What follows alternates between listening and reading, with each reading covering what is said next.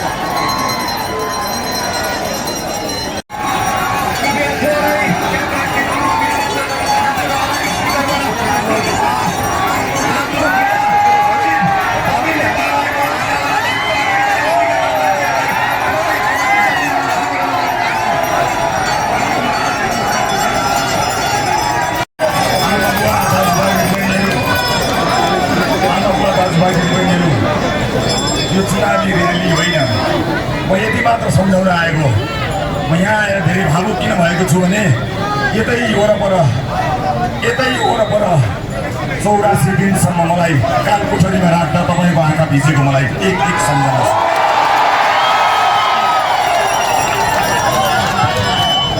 मलाई थाहा छ आशीर्वाद दिनका लागि तपाईँका घरमा छोरा नाति प्रशस्त छन् तर मलाई आफ्नो छोरो सम्झिएर तपाईँले मनभरिको आशीर्वाद दिएको एक याद छ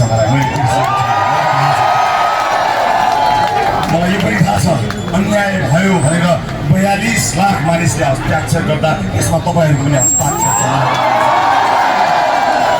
तर आज म मेरो न्यायको लागि आएको छैन म सहन्छु जति सहनुपर्छ सहन्छु यो व्यक्तिको कुरा होइन मलाई व्यक्तिका रूपमा व्यक्ति रवि लामी सरलाई न्याय चाहिएको छैन मलाई ठुनेर केही फरक पर्दैन तर यो देशको भविष्य ठुने त्यस कारणले लड्न हिँडेको छु यो देशको भविष्य यही देशमा गरी खान नसकेर अरबमा गएर पसिना आँसु बगाइरहेको यो भाइ दाइ दिदी बहिनीको आँसु र पसिनाको एक थोपाको हिसाब 21 गते हुन्छ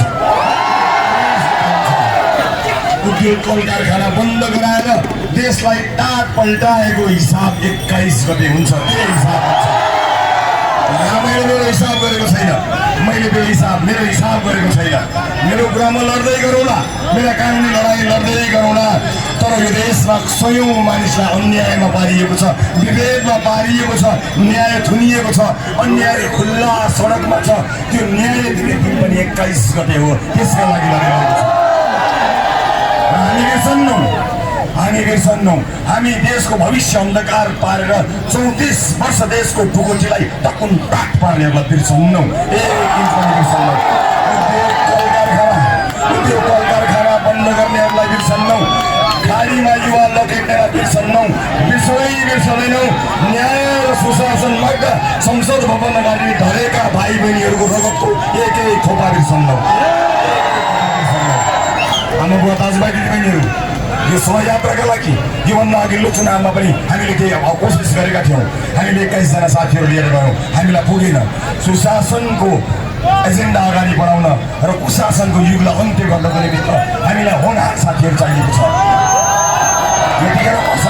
यतिखेर मसँग उभिएको साथी उत्तम पौडेल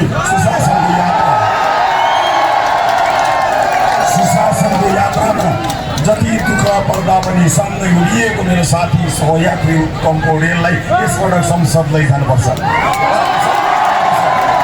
यो आवाज सङ्घीय संसदबाट गुन्जिनेछ र मलाई विश्वास छ न्यायको नयाँ अध्याय सुरु हुनेछ विकासको नयाँ अध्याय सुरु हुनेछ र हामीलाई यो देशलाई वर्षौंसम्म राखिएको कैद बनाएर राखिएको देशलाई नै कैदी बनाएको हुनाले देशलाई कैद मुक्त गरिनेछ मलाई उत्तम पौडेल चाहिएको छ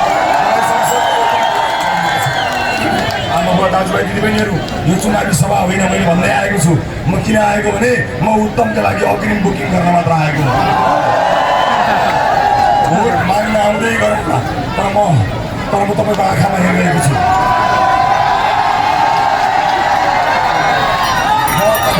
म तपाईँको आँखामा हेरिरहेको छु। तपाईँहरूको आँखाले बताइरहेको छ कि यो देशमा परिवर्तन हुँदैछ। 21 गते याद गर्नुहोला, 21 गते इतिहास लेख्ने दिन हो। इतिहास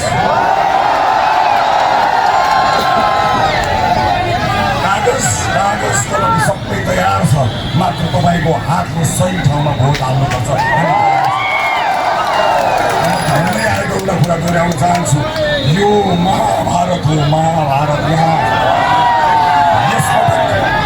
यसपटक सुशासन र कुशासन बिचको लडाइँको वार पार हुन्छ।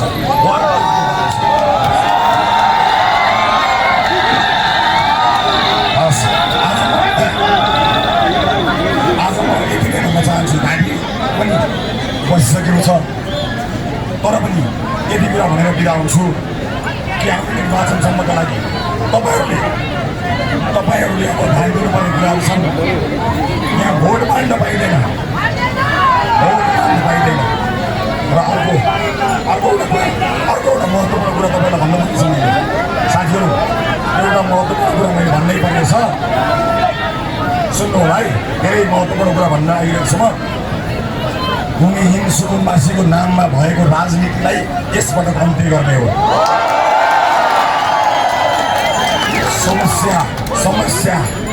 समस्या भत्काउने हो, सुकुम्बासीको घर भत्काउने होइन। सुकुम्बासी र भूमिहीनका नाममा यिनीहरूले वर्षौँसम्म आफूलाई भोट बैंक बनाएर तपाईँहरूमाथि गरेको अन्याय र अत्याचार अब एकैपटक बहुमतको सरकार ल्याएर समापन गर्ने हो। त्यो एजेन्डा होइन। यसलाई म तपाईँलाई बताउन चाहन्छु, विज्ञ मानिसहरू राखेर हामी यसलाई सदाको लागि समाधान गर्नेछौँ। म यति कुरा तपाईँलाई बताउन चाहन्छु र फेरि चुनावी सभामा पक्कै पनि आउनेछु। मलाई यति माया गरेर यहाँ साथ दिनुभयो, म धेरै धेरै धन्यवाद दिन चाहन्छु।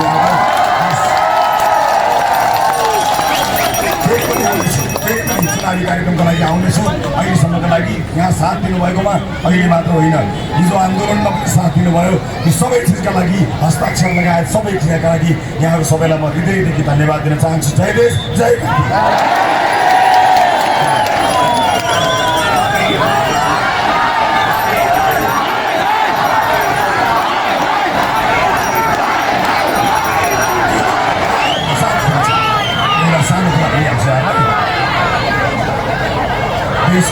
देशलाई उज्यालो 21 गते उज्यालो दिनुभन्दा अगाडि एडभान्समा मोबाइलको लाइट गरेर एउटा उज्यालो यहाँबाट सुन्नु।